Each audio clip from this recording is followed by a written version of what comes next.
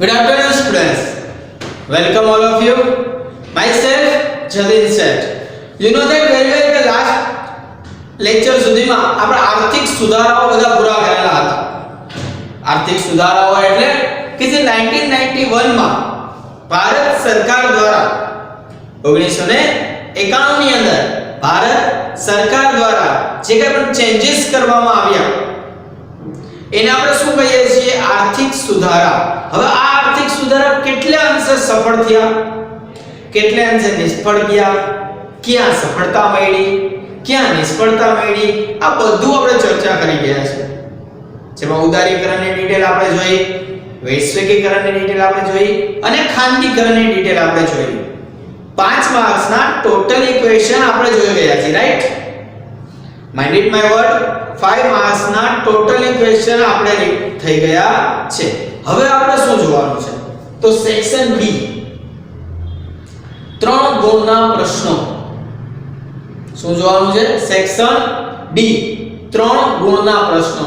જો મોટા ભાગના પ્રશ્નો કેવા હશે ખબર છે? એ 5 માર્કમાં આવી ગયા ને એને રિલેટેડ જ હશે. થોડો મસાલો પ્લસ માઈનસ હશે, થોડું એડિટિંગ હશે, બાકી સિમિલર હશે. ઈ જ ઉદારીકરણના ક્વેશ્ચન, એ જ વૈશ્વિકીકરણના ક્વેશ્ચન અને ઈ જ ખાનગીકરણના ક્વેશ્ચન છે. પણ ઈ 5 માર્કમાં હતા, હવે આવે છે ઈ 3 માર્ક્સના છે. રેડી? તો તમને ખ્યાલ જ છે કે આપણે 3 માર્ક્સના ક્વેશ્ચન કેવી રીતે સ્ટડી કરીએ છીએ. તમારી સ્ક્રીન ઉપર 1 બાય 1 ક્વેશ્ચન આવશે જે આપણે અન્ડરસ્ટેન્ડ કરાવશું. ડન? તો નવા પેજ ઉપર તમારે હેડિંગ લખવાનું છે. માઇન્ડ ઇટ માય વર્ડ, નવા પેજ ઉપર તમારે હેડિંગ લખવાનું છે સેક્શન ડી 3 ગુણના પ્રશ્નો. રેડી? સેક્શન ડી 3 ગુણના પ્રશ્નો. ફર્સ્ટ ક્વેશ્ચન આવે છે કયો? વૈશ્વિકીકરણનો અર્થ આપી તેની મહત્વની બાબતો જણાવો. વૈશ્વિકીકરણનો અર્થ આપવાનો છે અને એની મહત્વની જે બાબતો છે એ તમારે સમજાવવાની છે. Mind it my word. Okay, તો તમારી સ્ક્રીન ઉપર આવે છે સેક્શન ડી ના ક્વેશ્ચન્સ. રેડી? તો ફર્સ્ટ ક્વેશ્ચન છે, તમે જોઈ શકો છો તમારી સ્ક્રીન ઉપર. વૈશ્વિકીકરણનો અર્થ આપી તેની મહત્વની બાબતો જણાવો. તો એમાં અર્થ પહેલા લખેલો છે કે દેશના અર્થતંત્રને વિશ્વના અર્થતંત્ર સાથે વધુને વધુ પ્રમાણમાં સાંકળવાની એટલે કે ભેગું કરવાની જે પ્રક્રિયા છે તેને વૈશ્વિકીકરણ કહેવામાં આવે છે. ટૂંકમાં દેશના અર્થતંત્રને વિશ્વના અર્થતંત્ર સાથે વધુને વધુ પ્રમાણમાં જે સાંકળવાની પ્રક્રિયા છે તેને શું કહેવાય છે? વૈશ્વિકીકરણ. આ રીતે જોતા એમ કહી શકાય કે વૈશ્વિકીકરણમાં દેશનું અર્થતંત્ર દુનિયાના જુદા જુદા દેશના અર્થતંત્ર સાથે જોડાય છે. મીન્સ કે આપણા દેશના અર્થતંત્રને દુનિયાના બીજા દેશના અર્થતંત્ર સાથે જોઈન્ટ કરવામાં આવે છે. જેમાં ભારત દુનિયાના દેશો સાથે આર્થિક સંબંધ વધારે, આર્થિક સંબંધ એટલે ઇકોનોમિકલ, આયાત નિકાસના સંબંધ વધારે, જેમ કે ચીજ વસ્તુઓ, મૂડી, માનવ સંસાધન, ટેકનોલોજી, કુદરતી સાધન, નાણાકીય સાધનો, વેપારના ક્ષેત્રોમાં દેશના અર્થતંત્રમાં રાજ્યને મૂકેલા જે અંકુશો હતા, જે ઉદારીકરણમાં આપણે જોઈ ગયું કે 18 ઉદ્યોગો એની પાસે હતા, એ જે અંકુશ હતા એ નાબૂદ કરવા એટલે કે દૂર કરવા, આમ આર્થિક આત્મનિર્ભરતા માટે, આર્થિક રીતે આત્મનિર્ભર માટે આ પ્રકારની ખુલ્લી નીતિઓ અપનાવવામાં આવેલી છે. શું અપનાવવામાં આવી છે? ખુલ્લી નીતિઓ. રેડી? તો નેક્સ્ટ તમે જોઈ શકો છો એમાં કે વૈશ્વિકીકરણની મહત્વની બાબતો. વૈશ્વિકીકરણમાં શું મહત્વની વસ્તુ થઈ એ તમને સમજાવે છે. તો કે આયાત નિકાસ પરવાના નીતિ હળવી કરવામાં આવી. ઇમ્પોર્ટ એક્સપોર્ટ આયાત નિકાસ નીતિ જે હતી એ કેવી કરવામાં આવી છોકરાઓ? હળવી કરવામાં આવી. બીજું કહે છે કે 1995 માં ભારત વિશ્વ વ્યાપાર સંસ્થા, કઈ સંસ્થા? વિશ્વ વ્યાપાર સંસ્થા, જેને અંગ્રેજીમાં શું કહેવાય છે? WTO, world trade organisation. તમને 1 માર્ક્સમાં પણ પૂછી શકે. આ WTO વિશ્વ વ્યાપાર સંસ્થા નું શું બન્યું? સભ્ય બન્યું. શું બન્યું છોકરાઓ? સભ્ય બન્યું. ભારતીય ચલણ જે રૂપિયો એ અન્ય દેશોના ચલણ સાથેના વિનિમયના દરને ક્રમશઃ મુક્ત કર્યો. પહેલા જે કાંઈ પણ નિયમો હતા એમાં ઘણા બધા નાના મોટા ચેન્જીસ આવ્યા અને એમાં ફેરફાર કર્યો. તેના ખરીદ વેચાણને પણ શું કર્યું? સરળ બનાવ્યું કે ઈઝીલી તમે હુંડિયામણનું ખરીદ વેચાણ પણ કરી શકો છો, કોઈ પણ રીતે આયાત નિકાસ કરી શકો છો. આ બધું હળવું થઈ ગયું. દેશના અર્થતંત્રમાં સીધા વિદેશી મૂડીરોકાણને ક્ષેત્રવાર એટલે કે દરેક ક્ષેત્ર, કૃષિ ક્ષેત્ર હોય, ઉદ્યોગ ક્ષેત્ર હોય કે સેવા ક્ષેત્ર હોય, એમાં તબક્કાવાર ક્રમવાઇઝ વધુને વધુ શું કરવામાં આવ્યું? તો કે મુક્ત કરવામાં આવ્યું, ખુલ્લું કરવામાં આવ્યું. ભારતીય ઉદ્યોગકારો અને રોકાણકારોના અન્ય દેશો સાથેના જે આર્થિક વ્યવહારો કહેવાય, શું કહેવાય? આર્થિક વ્યવહારો. આર્થિક વ્યવહારોમાં વધુ મોકળાશ આપવામાં આવી, એટલે કે છૂટ આપવામાં આવી આપણી ભાષામાં. દેશના અને વિદેશના ઉત્પાદકો અને વેપારીઓ, રોકાણકર્તાઓ માટે રાજ્ય નીતિગત રીતે તટસ્થ બન્યું. એટલે કે જે ભેદભાવ હતા, પ્રોબ્લેમ હતા, એને મોટા ભાગે શું કરી નાખવામાં આવ્યો છે? સોલ્વ કરી નાખવામાં આવ્યો છે. કે આજે આપણે પાકિસ્તાન સાથે પણ વેપાર કરીએ છીએ, નેપાળ સાથે પણ વેપાર કરીએ છીએ, બાંગ્લાદેશ સાથે પણ આપણે વેપાર કરીએ છીએ. વેપાર ધંધો એના સ્થાને છે અને બાકીના જે મુદ્દાઓ છે, સરહદી મુદ્દા, એ અલગ હોય છે. સમજો. આમ દેશના અને વિદેશના ઉત્પાદકો, વેપારીઓ અને રોકાણકર્તાઓ માટે રાજ્ય નીતિગત રીતે કેવું બન્યું છે? તટસ્થ બન્યું છે. આમ અન્ય દેશો સાથેના સાંસ્કૃતિક, સામાજિક આદાન પ્રદાન પણ કેવા થઈ ગયા છે? સરળ થઈ ગયા છે. એટલે કે આપણા લોકો અહીંથી આવજા કરે છે, બિઝનેસ માટે અવરજવર કરે છે. આ બધા શું છે? એ ફાયદા. તો વૈશ્વિકીકરણની શું હતી છોકરાઓ? બધી મહત્વની બાબતો સમજી લેજો.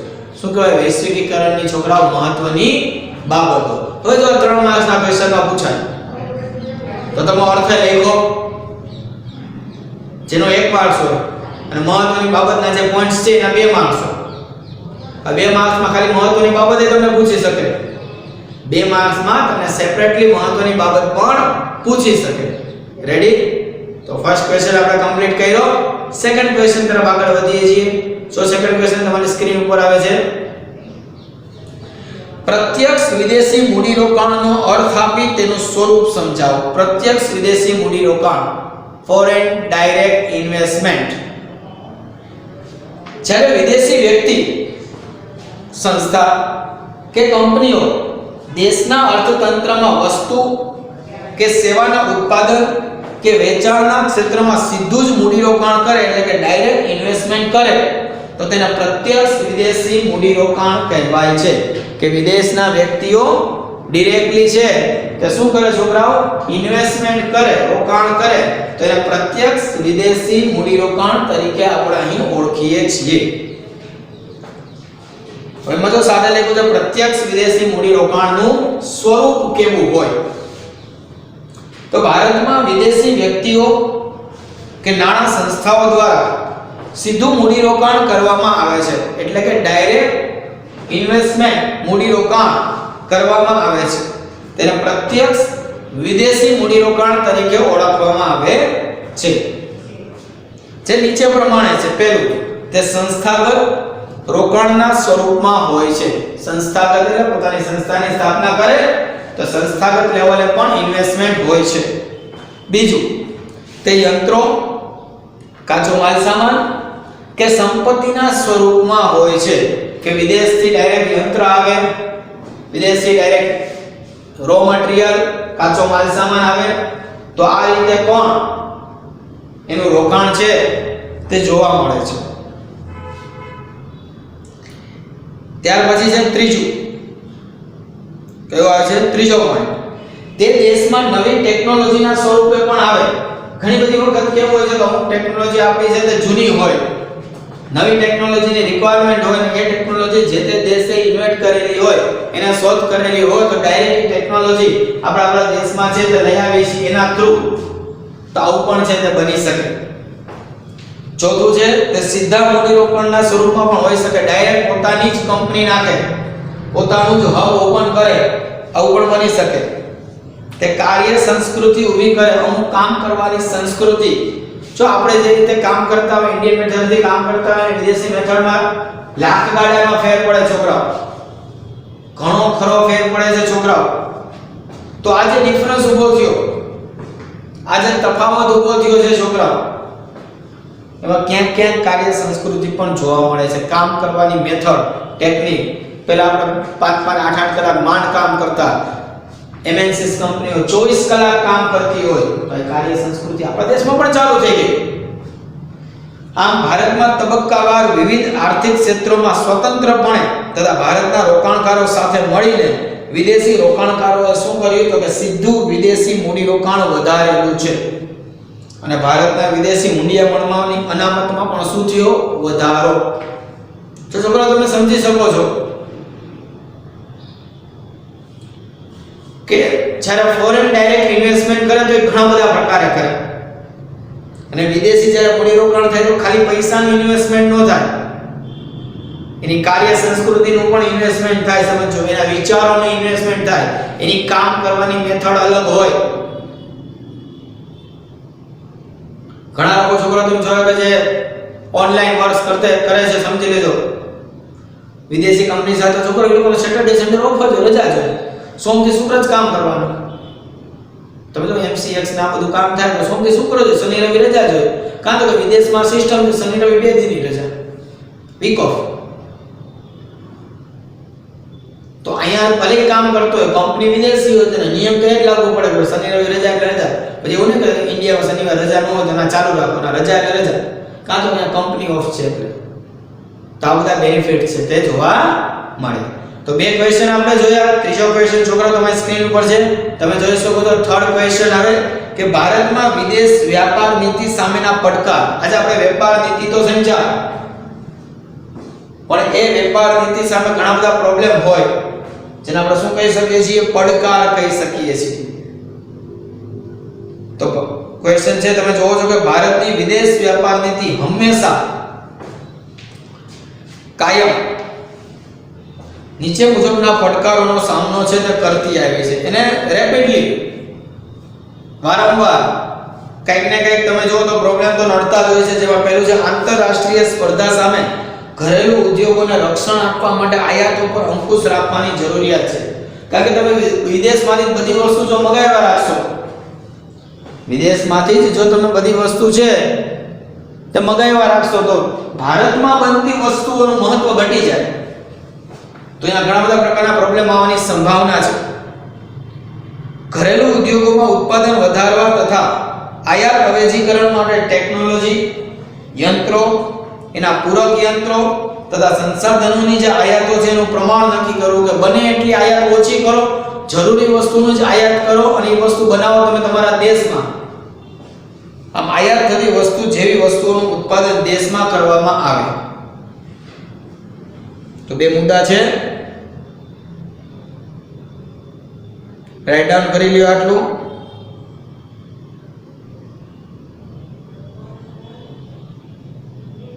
ત્યાર પછી ત્રીજો મુદ્દો, વિદેશી ઊંડિયામણ બચાવવા બિનજરૂરી ચીજ વસ્તુની આયાતો પર અંકુશ રાખો કે નહીં વિચારવા જોઈએ. બિનજરૂરી આયાત કે અમુક વસ્તુની રિક્વાયરમેન્ટ જ નથી છતાં પણ એને મગાવવી પડે, તો એના ઉપર પણ અંકુશ રાખો કે નહીં, કેવી રીતે રાખો એ પણ ઘણું વિચારવા જેવું છે. ચોથો મુદ્દો છે આવશ્યક આયાતો માટેની ચૂકવણી માટે જરૂરી ઊંડિયામણ કમાવા માટે નિકાસોને પ્રોત્સાહન આપવું. તો વસ્તુ એવી થાય કે તમે દેશમાંથી નિકાસ વધારી દો તો પણ ઘણા બધા પ્રકારના પ્રશ્નોનું સોલ્યુશન થઈ જાય, તે પણ વસ્તુ કરવાની જરૂર છે.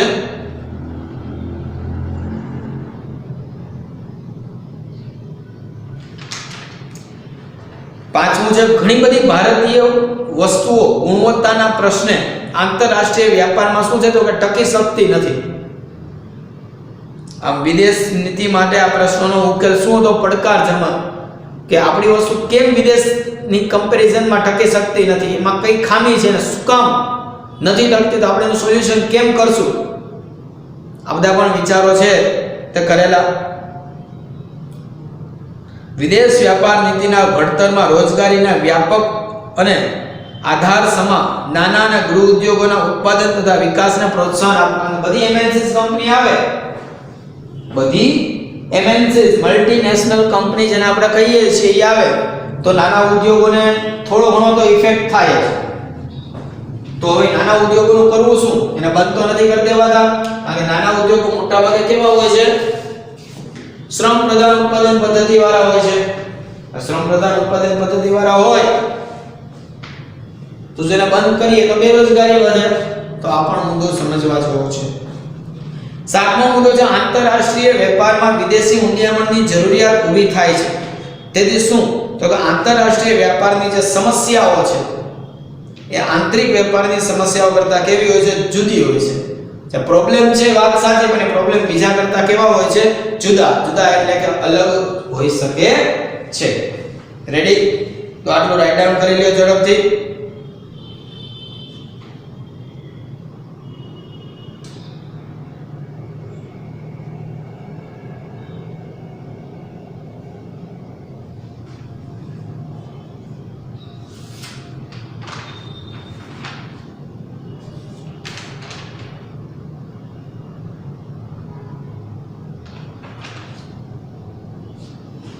ઓકે, તો આપણે જોયું કે ભાઈ વિદેશ વેપાર નીતિ તો થઈ, ઘણી વસ્તુ સારી છે, પણ સામે પડકાર એટલા હતા. કારણ કે તમે કોઈ નવી નીતિ ઘડો તો આપણે બે સાઈડ તો હોવાની છે, પોઝિટિવ અને નેગેટિવ. પ્રશ્ન એ છે કે પોઝિટિવ સાઈડ અને negative side, manage my word, positive side અને નેગેટિવ સાઈડને તમે કઈ દ્રષ્ટિકોણથી જોવો છો ને મહત્વની વાત છે. ત્યારે એક એક્ઝામ્પલ આપજો કે હાથી ચાલીને જતો હોય તો કીડીને નુકસાન થવાનું જ છે. એમએનસી કંપનીઓ બધી હાથી કહેવાય, તો નાના લોકોને નુકસાન, નાના ગૃહ ઉદ્યોગોને નુકસાન થાય જ, પણ ધ્યાન રાખવાનું કે એને નુકસાન થાય છે તો તમે સોલ્યુશન શું કરશો? રેડી? નેક્સ્ટ ક્વેશ્ચન આવે છે ક્વેશ્ચન નંબર 4 કે ભારતમાં વૈશ્વિકીકરણ થયું, આ વૈશ્વિકીકરણ પછીની વિદેશ વેપાર નીતિ સમજો. તો બે પ્રકારની વિદેશ વેપાર નીતિ હતી, એક વૈશ્વિકીકરણ થયું પછીની અને એક વૈશ્વિકીકરણ પહેલાની. આપણે અત્યારે 1991 માં જે વૈશ્વિકીકરણ થયું ત્યાર પછી સાંભળજો, 1991 માં વૈશ્વિકીકરણ જે કરવામાં આવ્યું ત્યાર પછી આપણી વિદેશ વેપાર નીતિ કેવી છે એની ચર્ચા કરવાની છે. ડન?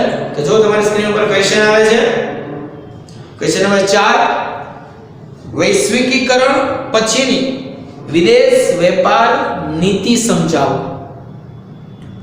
1991 થી ભારતે આર્થિક નીતિઓમાં પરિવર્તન કર્યું. આપણી જે આર્થિક નીતિઓ કહેવાય એમાં પરિવર્તન કર્યું, જેમાં વિદેશ વેપાર નીતિ સંરક્ષણાત્મકને બદલે કેવી કરી? મુક્ત. પેલા બધા નિયમો હતા સંરક્ષણ વાળી, આ છે તે છે, બધા રૂલ્સ એન્ડ રેગ્યુલેશન ઘણા બધા હતા, પણ એમાંથી કેવી કરી? તો કે મુક્ત વ્યાપાર તરફી બનાવી, કે છૂટ આપી, ઘણી બધી છૂટ આપી. સમજી લો, મેં તમને પહેલા કીધું કે પાકિસ્તાન સાથે પણ વેપાર ધંધો ચાલે છે, તે ઘણી બધી છૂટ જ કહેવાય આપણા માટે. તો એમ વિદેશી ઊંડિયામણ બજારમાં રૂપિયાને પણ અંકુશ મુક્ત બનાવે છે.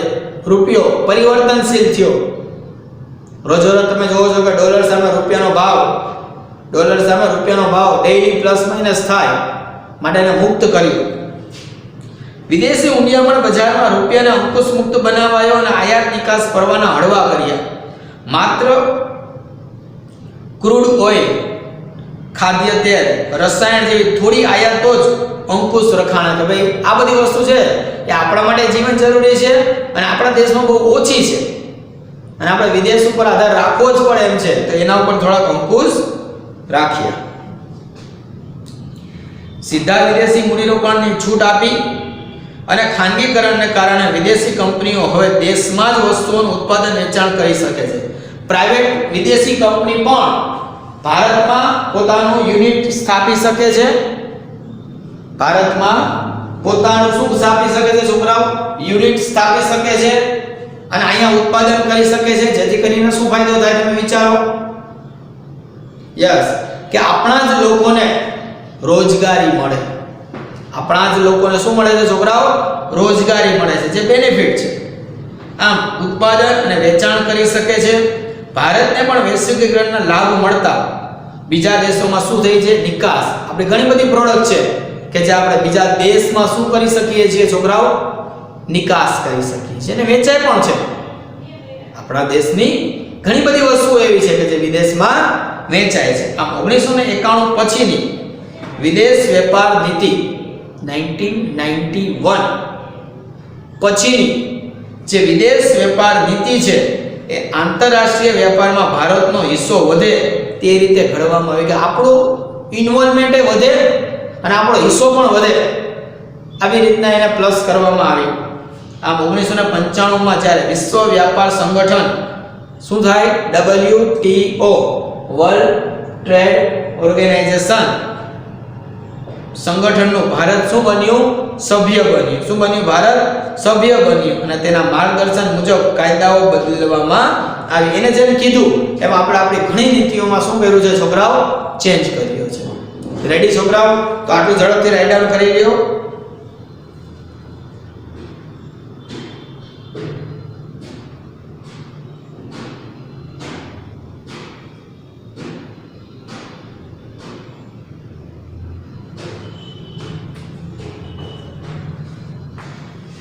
ઓકે સ્ટુડન્ટ્સ, તો છોકરાઓ સેક્શન ડી આપણે જે શરૂ કર્યું એમાં અત્યાર સુધીમાં આપણે 4 ક્વેશ્ચન જોયા.